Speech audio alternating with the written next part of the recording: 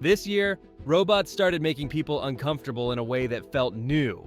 Not because they got a little faster or a little stronger, but because the vibe changed. Autonomous combat machines moved closer to real deployments. Humanoid robots stopped feeling like stiff metal puppets and started looking, reacting, and recovering like something that has instincts. China put robots into public-facing roles, tested machines for policing, scaled factory automation, and pushed the idea of humanoid armies from a meme into a serious conversation. In the West, companies like Boston Dynamics, Tesla, NVIDIA partners, and new startups kept raising the bar on movement, balance, and real-world training. Some demos were inspiring, some were honestly creepy. A few went wrong on camera.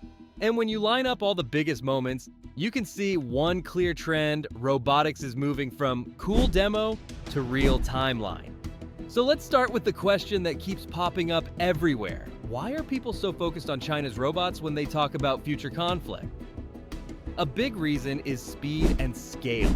China has a massive manufacturing base, and it is using that strength to produce more drones, more robotics hardware, and more AI-driven systems, faster than most countries can match.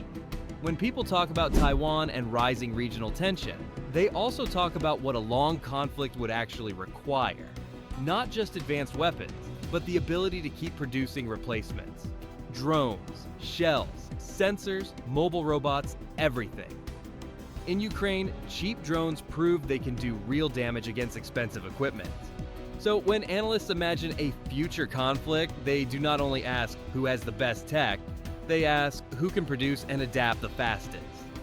That brings us to the machines that made the internet sweat first: robot dogs. China's Unitree has been one of the loudest names here, with quadrupeds that do flips, climb, and move over rough terrain in ways that used to be science fiction. Some models use wheels on their legs, which matters because it makes them fast on flat ground and still capable off-road. That hybrid style, rolling when it can, stepping when it must, turns a robot dog into a serious tool for patrol, inspection, rescue, and yes, military use if someone decides to strap equipment on top. And that is the part that creeps people out.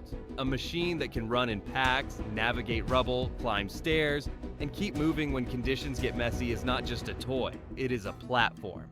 Then came the Black Panther-style sprinting demos that went viral.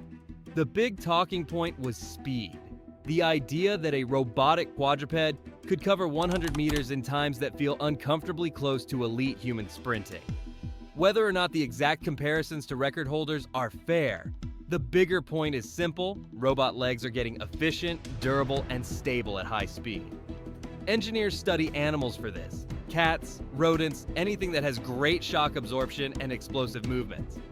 Add carbon fiber, better control loops, better traction, and smarter balance correction, and you get machines that move confidently in ways that stop looking mechanical.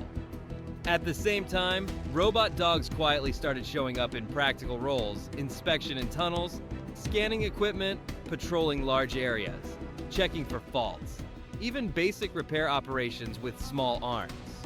You do not always see these on your feed because they are not as flashy as flips, but they are the real signal. When a robot goes from viral clip to routine job, it means the cost, reliability, and maintenance are crossing a threshold. Now zoom out, because robot dogs were only the opening act. The real acceleration came from humanoids. A few years ago, most humanoid robots were either slow research projects or expensive showpieces. This year, we saw a different story. More companies claimed real production runs. More units shipped. More demos showed robots working in factories next to humans, handling basic tasks, moving items, doing repeated motions, and getting better at it.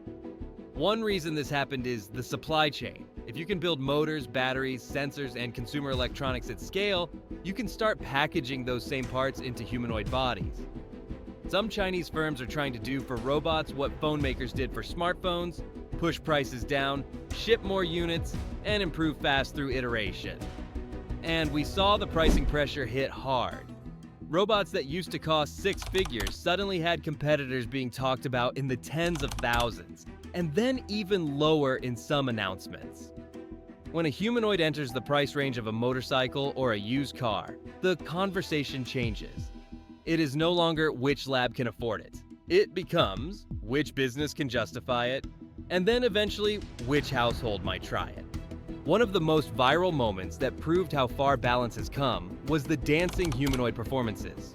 Perfect sync, stable steps, clean timing, smooth hand movements, stage awareness, all of that requires more than choreography.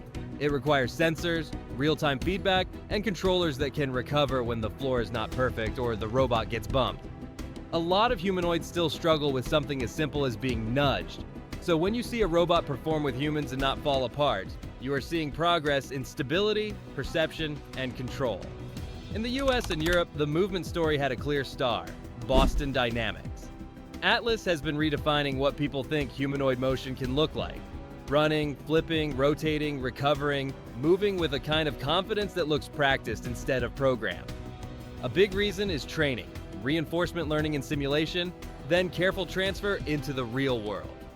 Atlas is not just strong, it is trained to handle dynamic balance, momentum, and awkward transitions. At the same time, the industry learned something uncomfortable. These robots can move in ways we usually do not show. When engineers remove polite constraints, the same hardware can crawl, twist, and accelerate in ways that look more like a creature than a person. Most marketing keeps things friendly, but the raw capability is broader, and that is why people get uneasy. The line between helpful assistant and fast, unpredictable machine often comes down to software choices. And that leads to the deeper theme of the year: robots are becoming better not only because the hardware improved, but because the AI training loops improved. Researchers are building systems that close the gap between simulation and reality. They take motion from videos, convert it into 3D data, train policies in virtual worlds, then patch mistakes using real attempts, even messy ones. This is how you go from clunky stepping to athletic movement. It is also how you get robots that learn tasks faster than traditional programming ever allowed. Some of the most exciting demos were not about flips at all, they were about chores. A robot loading a dishwasher, picking up leaves, placing pillows, moving objects carefully, navigating a home without constant remote control. That sounds small until you realize how chaotic homes are. Rugs, pets, kids, tight spaces, random clutter, objects that move. Homes are the hardest environment for robotics because nothing is standardized. So when a company shows even basic home tasks done autonomously, it signals they are training systems that can handle messy reality. Now let's address the elephant in the room: warfare and safety. The same progress that makes robots useful in factories and homes also makes them useful in conflict zones. That is why people talk about an AI arms race. The worry is not only about hardware, it is about decision loops.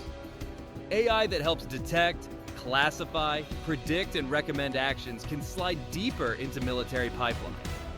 Even if a human is still in the loop, the speed advantage pushes people to rely more on machine judgment.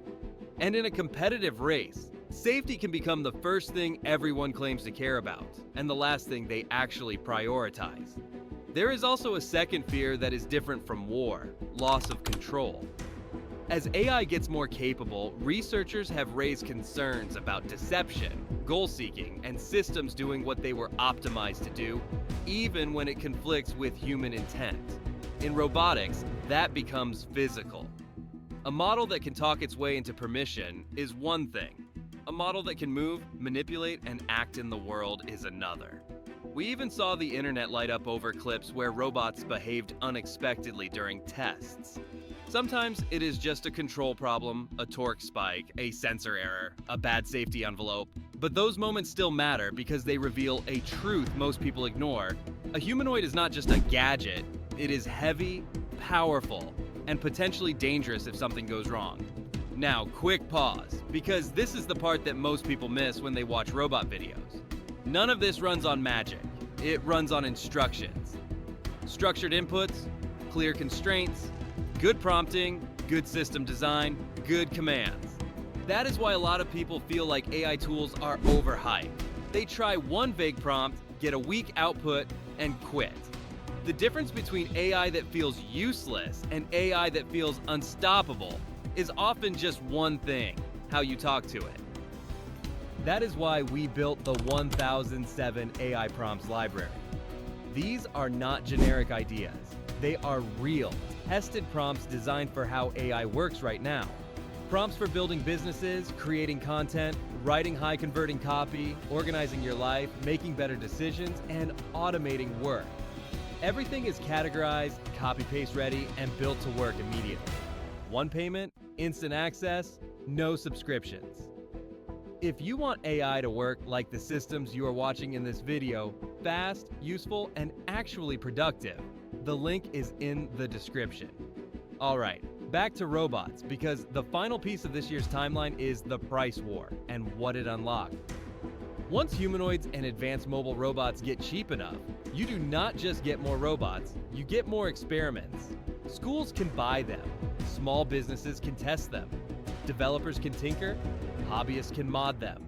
Open software kits and open platforms turn robots into ecosystems, not just products. And when thousands of people iterate on the same base platform, improvements can compound quickly. So what is the takeaway from the whole year? Robots are no longer stuck in the demo era. We saw faster movement, better balance, better autonomy, better training pipelines, and lower prices all hitting at the same time. We saw robots in factories, kitchens, showrooms, metro stations, and public-facing roles.